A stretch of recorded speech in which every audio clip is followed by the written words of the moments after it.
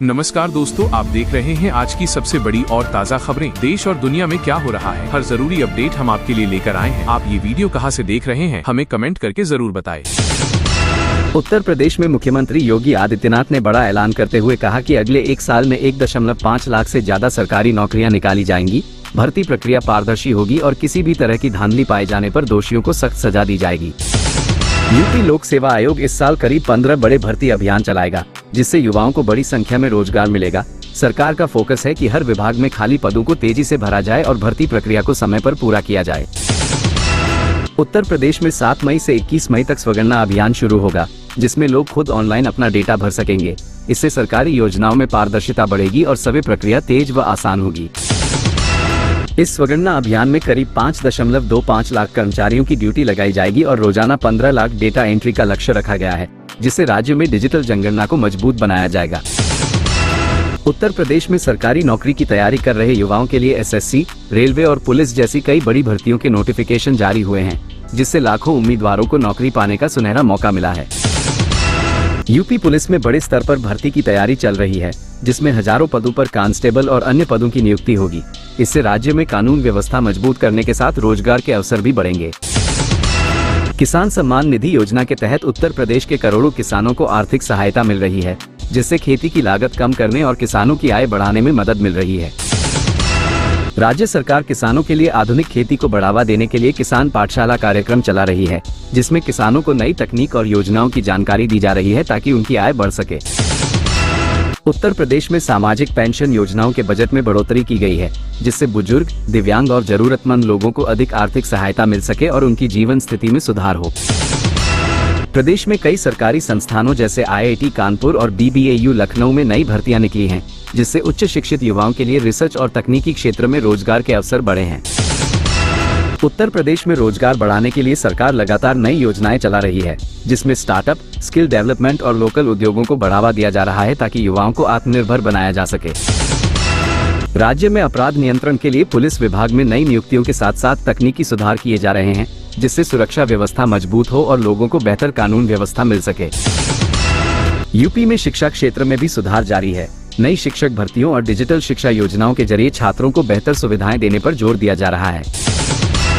सरकार ग्रामीण क्षेत्रों में रोजगार बढ़ाने के लिए मनरेगा और अन्य योजनाओं को मजबूत कर रही है, जिससे गांवों में रहने वाले लोगों को स्थानीय स्तर पर ही काम मिल सके।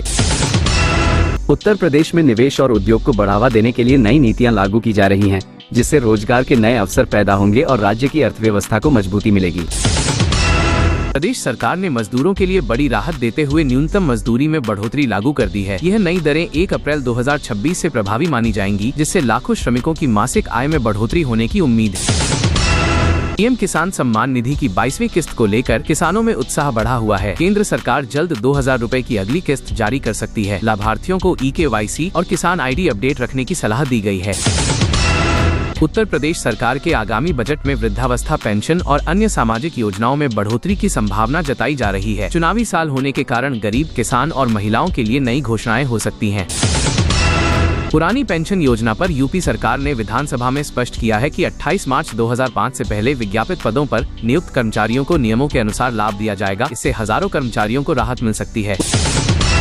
उत्तर प्रदेश होमगार्ड भर्ती को लेकर अभ्यर्थियों में इंतजार बढ़ गया है। नई भर्ती प्रक्रिया जल्द शुरू होने की चर्चा है, जिसमें हजारों पदों पर आवेदन मांगे जा सकते हैं। विभागीय स्तर पर तैयारी बताई जा रही है।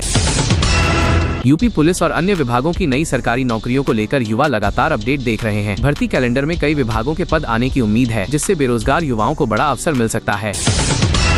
प्रदेश में पंचायत, नगर निकाय और विकास योजनाओं के लिए नए फंड जारी होने की संभावना है। सरकार गांवों में सड़क, बिजली, पानी और स्वास्थ्य सेवाओं पर विशेष जोर देने की तैयारी कर रही है। उत्तर प्रदेश के कई जिलों में बिजली कटौती से लोग परेशान हैं। तेज गर्मी के बीच ग्रामीण और शहरी इलाकों में सप्लाई बाधित होने की शिकायतें बढ़ी हैं। ऊर्जा विभाग ने व्यवस्था सुधारने के निर्देश दिए हैं। बलरामपुर समेत कई जिलों में रसोई गैस सिलेंडर की कमी की खबर सामने आई है। उपभोक्ताओं को कई दिनों तक एजेंसी के चक्कर लगाने पड़ रहे हैं, जिससे घरेलू परिवारों को परेशानी उठानी पड़ रही है। उत्तर प्रदेश में बेरोजगार युवाओं के लिए कौशल विकास योजनाओं पर सरकार काम तेज कर रही है। ट्रेनिंग के बाद रोजगार और स्वरोजगार से जोड़ने के लिए नए कार्यक्रम शुरू किए जा सकते हैं। महोबा जिले में अलग अलग सड़क दुर्घटनाओं में किसान समेत 18 लोग घायल हुए हैं। पुलिस और प्रशासन ने घायलों को अस्पताल भेजा है तथा सड़क सुरक्षा नियमों के पालन की अपील की है।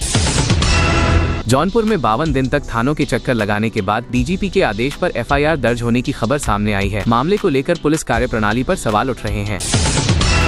उत्तर प्रदेश में सरकारी स्कूलों और कॉलेजों में नई शिक्षकों की भर्ती को लेकर चर्चा तेज है। शिक्षा विभाग रिक्त पदों का आंकड़ा जुटा रहा है, जिससे जल्द नई भर्ती निकलने की उम्मीद है। प्रदेश के किसानों के लिए सिंचाई, फसल बीमा और सब्सिडी योजनाओं पर सरकार नया फोकस कर सकती है। गर्मी और मौसम संकट को देखते हुए किसानों को राहत पैकेज देने की मांग भी बढ़ रही है।